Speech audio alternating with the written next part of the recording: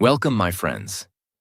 Today, I'm going to tell you a story that is not just a story. It is a journey through pain, beauty, loneliness, love, madness, fame, loss, and survival. It is the story of a man whose eyes tell 1,000 secrets. The man who made millions fall in love with him. Not because he was perfect, but because he was beautifully broken. This is not a story of success. This is a story of a sensitive soul in a cruel world. This is a story of Johnny Depp. And if you think you already know him, trust me, you don't. This story will also help you improve your English by listening to simple, clear, and interesting sentences while enjoying Johnny Depp's life journey. Let's begin. Johnny Depp was born on June 9, 1963 in Owensboro, Kentucky, USA. His full name is John Christopher Depp II. He was the youngest of 4 children, and his life was never soft or sweet. His family was poor, and they were always moving. Do you know how many times he changed homes before he was a teenager? More than 20 times. He never felt stable.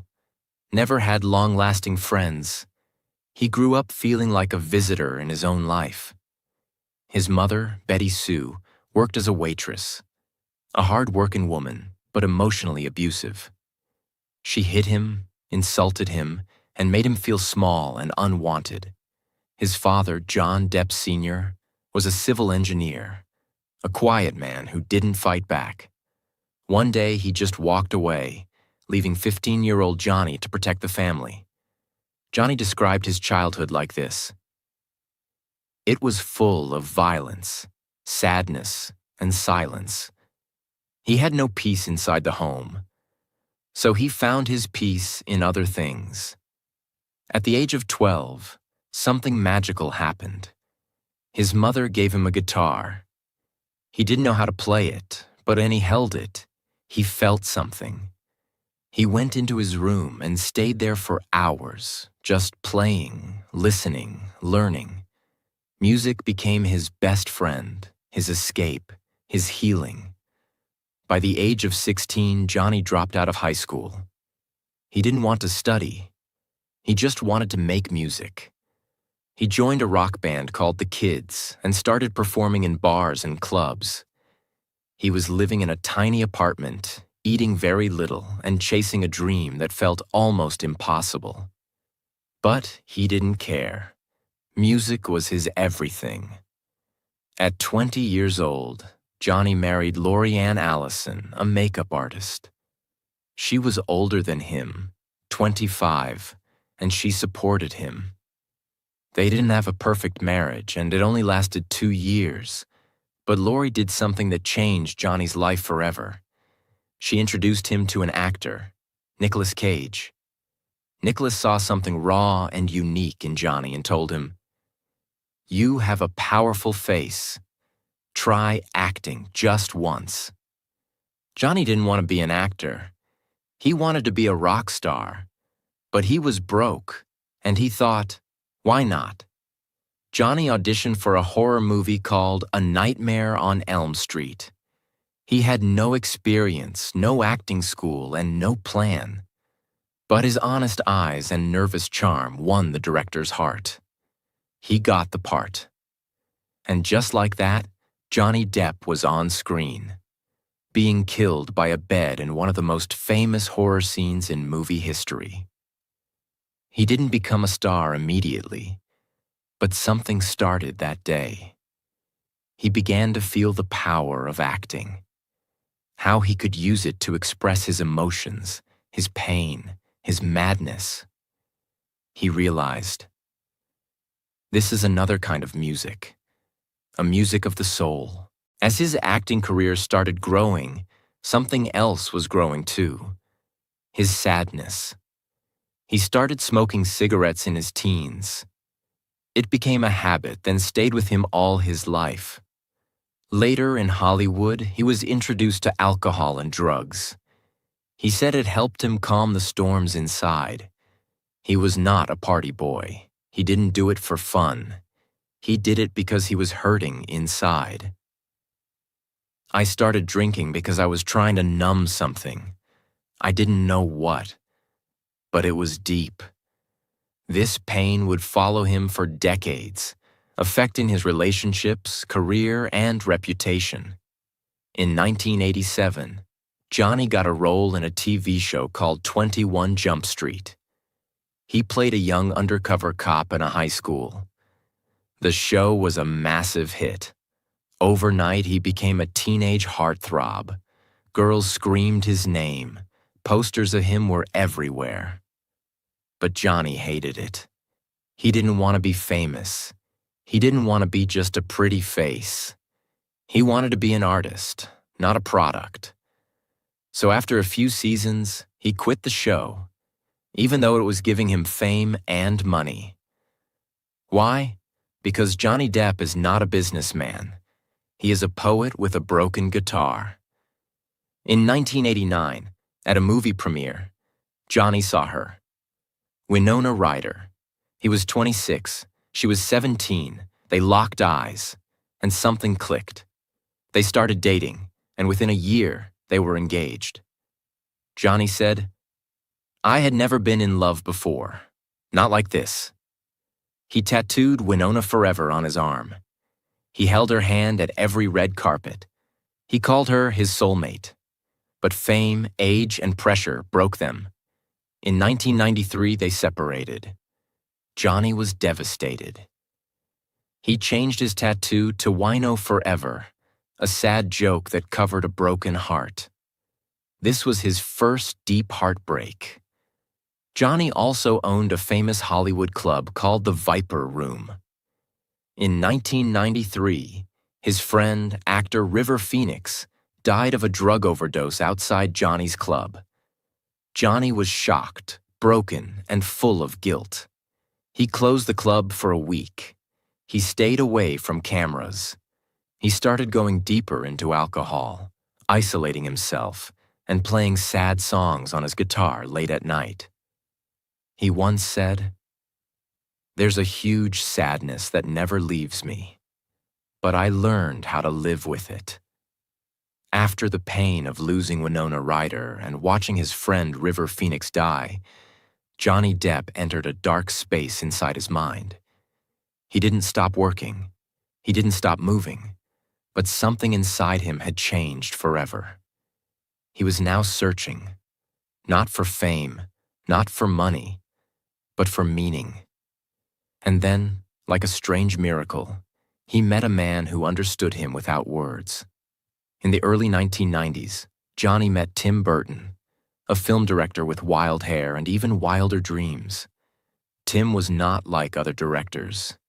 He was strange, quiet, creative, and full of imagination. He looked at Johnny and saw something beautifully broken. Tim offered Johnny the lead role in a new movie, Edward Scissorhands, a boy created in a lab who had scissors instead of hands. Edward was quiet, kind, gentle, but dangerous. He couldn't touch anyone without hurting them. It was a perfect match. Johnny read the script and cried. He said, "Edward is me. He speaks through his eyes.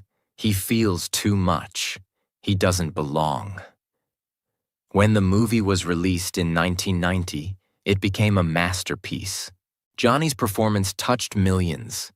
He wasn't just acting. He was Edward. This was not just a movie. This was Johnny's rebirth. He and Tim Burton became close friends, like family. They would go on to make 8 films together, including Sleepy Hollow, 1999, Charlie and the Chocolate Factory, 2005, Corpse Bride, 2005, Sweeney Todd, 2007, Alice in Wonderland, 2010. Each film was strange, dark, artistic, and Johnny gave his soul to every character. After Winona, Johnny fell in love again, this time with supermodel Kate Moss. They were both famous, beautiful, and full of chaos. Their relationship was passionate but wild. They fought, they laughed, they cried, sometimes in public. In 1994, Johnny was arrested for destroying a hotel room in New York. When police arrived, the room was completely broken, furniture smashed, glass everywhere. Kate was sitting quietly on the bed, unharmed.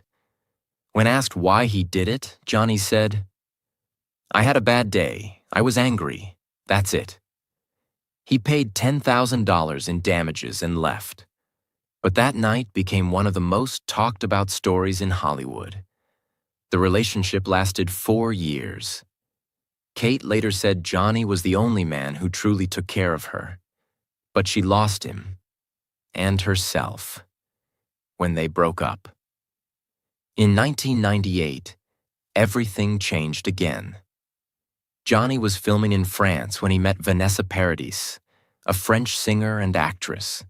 She was soft-spoken, elegant, and different from anyone he had met before. They started dating, and in 1999, Johnny became a father for the first time. His daughter, Lily Rose Melody Depp, was born. 3 years later, they had a son, Jack Depp. Johnny said, "The birth of my daughter gave me life. It was like my heart moved outside of my body and now lives in someone else." He stopped partying, reduced drinking, and focused on being a father. He said he would do anything to keep his children safe and happy. He bought homes in France, spent time in the countryside, and protected his children from Hollywood. He said, "My kids saved me." Vanessa and Johnny were never married, but they were together for 14 years. A strong, private relationship built on respect and love. In 2003, something happened that changed Johnny's life forever. Disney was making a movie called Pirates of the Caribbean: The Curse of the Black Pearl. They asked Johnny to play a pirate named Captain Jack Sparrow. But Johnny didn't want to play it the boring way. He said, "What if he's drunk? What if he walks like Keith Richards from the Rolling Stones? What if he wears too many rings and talks with his hands?" Everyone thought he was crazy. Disney executives were nervous. One of them even asked, "Is he drunk? Is he gay? What is he doing?" But Johnny didn't listen. He trusted his madness. When the movie was released, the world fell in love. Jack Sparrow became a global icon. Johnny was nominated for an Oscar, became the face of Disney, and played Jack Sparrow in 5 movies. Children dressed like him. Adults admired him. The world laughed and cried with him. He earned hundreds of millions of dollars, and he said, "Jack Sparrow is my alter ego. He gave me freedom." But behind the fame, trouble was growing again. Even though he was one of the richest actors in the world, Johnny's money was disappearing fast. He spent millions on a private island in the Bahamas, 14 homes, dozens of luxury cars, art, wine, and rare books, gifts for friends and staff, even firing ashes of his friend Hunter S. Thompson into the sky from a cannon. Cost $3 million. People said he had no control over his money. His spending was emotional, not logical. At the same time, his drinking returned. He was seen with wine in his hands at parties, award shows, even interviews. He said, "I don't drink to escape. I drink to feel." In 2009, Johnny met actress Amber Heard on the set of The Rum Diary. She was beautiful, younger, confident, and very different from Vanessa. Johnny said, "I saw something wild in her eyes, like fire." They began dating, and after splitting with Vanessa in 2012, Johnny and Amber got married in 2015. At first, everything seemed romantic, but soon, the relationship became toxic. Fights, shouting, accusations, bruises, lies. In 2016, Amber filed for divorce and accused Johnny of domestic abuse. The media turned against Johnny. He lost roles. He lost fans. He lost friends. Johnny said, "I never hurt her. I would never hurt any woman." But people didn't believe him. He stayed silent for years, and the pain grew heavier and heavier. The world had turned its back on him. The man who once walked on red carpets, who was once loved by millions, now walked in silence. Studios closed their doors. Movie offers disappeared. Friends stopped calling. Newspapers called him a monster. But in his heart, Johnny Depp held on to one thing: the truth. When Amber Heard accused him of abuse, he said nothing for a long time. He didn't shout. He didn't cry on TV. He didn't post videos online. He just stayed silent. But silence became his prison. The world only heard one voice: hers. And slowly, people started to believe that voice. Not because it was true, but because it was loud. Johnny lost roles worth hundreds of millions. He was removed from Fantastic Beasts. He was cut out from films. His name became a joke in gossip shows. He said, "I was guilty until proven innocent, not the other way around. I was canceled, broken, forgotten." But something inside him, the same fire that helped him survive poverty, heartbreak, and pain, began to burn again. He said, "If I don't speak now, my children will grow up believing their father is a monster. I cannot let that happen." In 2018, Amber wrote an article in the Washington Post. She said she was a victim of domestic abuse. She didn't mention Johnny's name, but everyone knew who she was talking about. That article destroyed what was left of his career. Johnny finally said, "Enough." In 2020, he filed a $50 million defamation lawsuit against Amber Heard. He wanted to prove that everything she said was false. The case was not just about money. It was about his name, his children, and his soul. But the battle was not easy. Amber fought back with a $100 million counter-lawsuit. She brought in lawyers, interviews, and a whole army of headlines. The trial began in April 2022, and it was watched by the entire world. It wasn't just a legal battle. It became the biggest courtroom drama in modern history, live-streamed on YouTube, TikTok, Twitter, everywhere. For 6 weeks, Johnny sat inside the courtroom. He wore black suits, sunglasses, and a calm expression.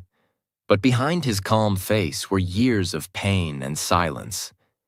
He took the stand and told the world his side of the story. He spoke slowly, emotionally, honestly. He said, "I have never hit a woman in my life. I was abused. I was the one who was hurt." The courtroom heard audio recordings, Amber shouting, cursing, laughing at him. In one recording, she said, "Tell the world, Johnny, tell them, I, Johnny Depp, am a victim of domestic violence. And see if anyone believes you." That one line shocked millions. People around the world suddenly started listening. This wasn't the story they were told. This was something darker, deeper, and very different. As the trial went viral, millions of fans came forward to support Johnny. They created fan art, songs, videos, and hashtags like #Justice for Johnny Depp. TikTok was filled with clips from the courtroom. People watched the trial live for hours every day. Even psychologists, lawyers, and celebrities started giving their opinions. Johnny never asked for their support, but the people gave it, because they could feel the truth. One fan said, "We grew up with this man. He made us laugh, cry, and dream. We won't let him be destroyed like this." On June 1st, 2022, The jury finally gave their decision. Johnny Depp had won. They said Amber's claims were false, damaging, and intentionally hurtful. Johnny was awarded $10 million in damages. Amber got only $2 million for a small part of her counterclaim. Johnny did not scream. He did not jump. He simply smiled. A quiet, peaceful smile. Because this was not about money. This was about freedom. He said, "The truth is all I ever wanted. The truth never perishes." It was over. The long, painful war had ended, and Johnny Depp walked out of the courtroom as a free man, with his head high, his heart proud, and his truth shining for the whole world to see. Johnny Depp had survived the storm. But what do you do after you win the fight of your life?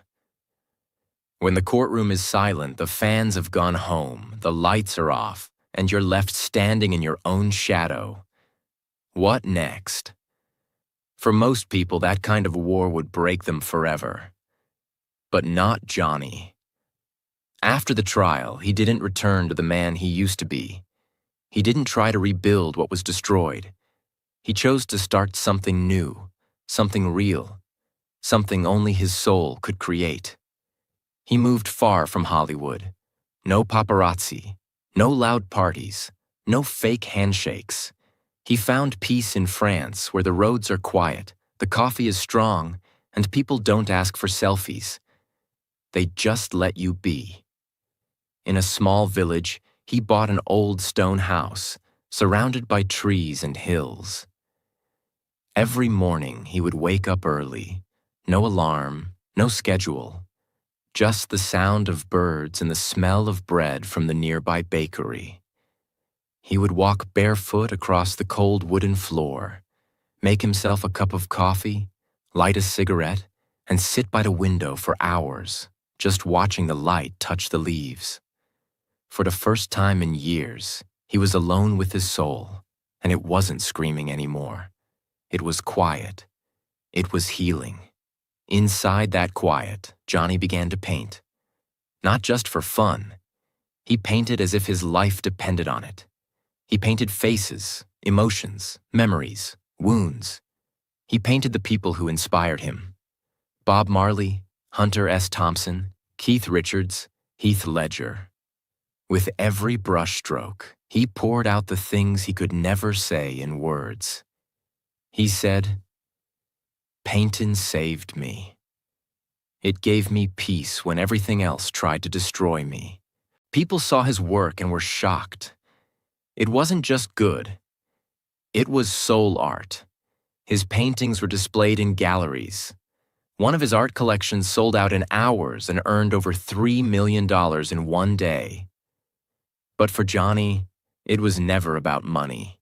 It was about truth, just like his movies, just like his music, just like his life. At night, Johnny would play guitar. Not for an audience, not for applause.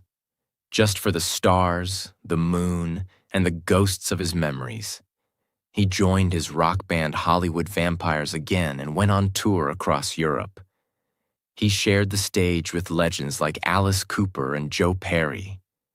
Thousands of fans screamed his name. But on stage, Johnny wasn't Captain Jack Sparrow. He wasn't the Hollywood actor. He was just a boy with a guitar, playing the music that kept him alive during the darkest nights. After the shows, he wouldn't go to big parties. He would sit backstage with a glass of wine, laughing with his old bandmates, telling stories about love, loss, and the strange beauty of being misunderstood. He started doing small film projects again, but not for big studios. He acted in Jean du Barry, a French film where he played King Louis XV. The film opened at the Cannes Film Festival and received a 7-minute standing ovation. But Johnny didn't smile too much. He simply bowed, looked at the crowd with tired eyes, and left. Someone asked him, "How do you feel about being back?" He answered, "I never left. I was just invisible. That's the thing about Johnny. Even in silence, he's still there. Watching, feeling, living. In his personal life, Johnny didn't return to any past relationships. He had many beautiful women in his life, but he said, "I'm not looking for a partner to complete me. I'm trying to complete myself." He spent more time with his children, especially his son Jack, who stayed out of the spotlight. With Lily Rose, he shared long talks about art, fame, and how to protect your heart in a world full of noise. He said, "My kids are my greatest creation. More than any movie, more than any role, they saved me." Behind closed doors, Johnny still faced hard days. Some nights were lonely. Some mornings were heavy. The scars didn't disappear. The betrayal didn't vanish. The pain didn't fully heal. But he learned to live with it, not against it. He learned to accept the silence. He learned to cry without shame. He learned to laugh again, not because life was perfect, but because he was finally free. He wrote letters. He painted faces. He read poetry. He adopted more dogs. He drank tea in the morning instead of rum. He kissed his guitar goodnight. He didn't chase awards, headlines, or people's approval anymore. He chased truth.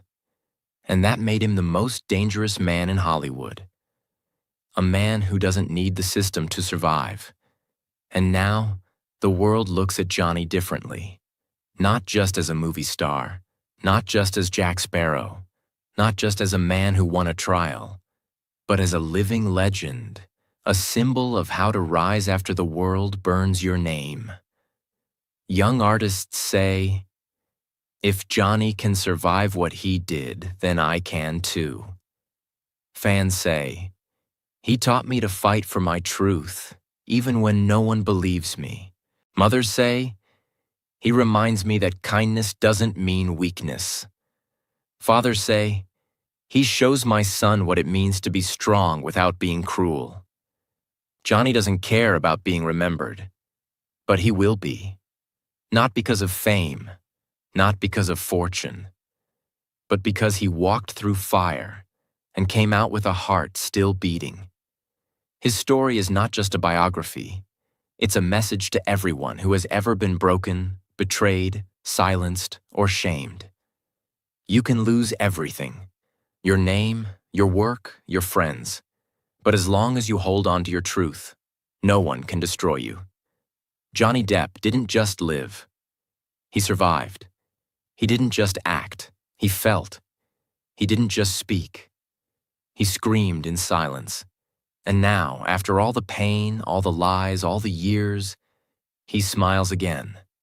Not because life is easy, but because he finally found something no one could ever take away: himself. So now, dear listener, we come to the end of Johnny Depp's unbelievable life journey. A story filled with pain, passion, betrayal, love, failure, victory, and truth. He was not born with magic. He was not handed success. He was a boy from a broken home, a school dropout, a lonely musician, a man who got lost in fame, love, alcohol, and darkness. But despite everything, he never gave up. He kept going. He kept believing in his art. He kept walking alone, even when the whole world was against him. And look at where he is now. Johnny Depp's net worth in 2025 is around $150 million. There was a time when he had lost almost everything due to betrayal, lawsuits, and expensive legal battles. But he came back stronger. His per-movie fee used to be $20 to $25 million, especially during the peak of Pirates of the Caribbean. Even today, if he chooses to act in a major film, his price stays close to $10 to $15 million, depending on the role. He owns multiple homes, including a $19 million estate in the south of France, a peaceful stone village with vineyards where he finds peace, a $13 million mansion in Hollywood Hills, a $3 million penthouse in Los Angeles, and even a private island in the Bahamas worth $3.6 million. A paradise where he goes to escape the world. His car collection is wild and artistic, just like him. It includes a Rolls-Royce Wraith, a Chevrolet Corvette, a Porsche 911 Carrera, a Cadillac Escalade, multiple vintage cars and motorbikes that he collects like pieces of history. But beyond the money, the fame, and the luxury, the real success of Johnny Depp is something else. It is his courage to keep going when the world tried to shut him down. It is his ability to turn pain into power. It is his choice to walk away from fake people and still choose kindness. And that, my friend, is where you come in.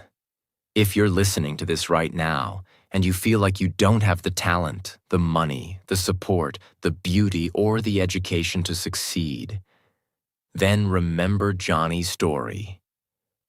He was poor, he was broken, he was hated, he was misunderstood, but he still became one of the most loved, respected, and powerful artists in the world. So why can't you? Maybe you failed. Maybe you were cheated. Maybe they laughed at your dream. It doesn't matter, because your story is not over. You have time. You have heart. You have fire inside you. Start small. Practice your art. Speak your truth. Stay kind. Keep walking, even when it hurts, even when no one believes in you, even when you feel alone. And one day, just like Johnny Depp, the world will know your name, and they'll ask you, "How did you do it?" You'll smile and say, "Because I never gave up." If this story touched your heart, if you felt something deep inside you while listening, if you believe in yourself just a little more now, then don't forget to like, share, and subscribe to our channel, because we will keep bringing you more real, raw, and powerful stories to help you dream, to help you grow, and to remind you that you are not alone. Thank you for being with us on this journey. Your story matters.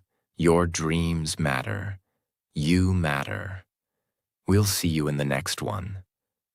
Until then, stay strong, stay real, and never stop dreaming.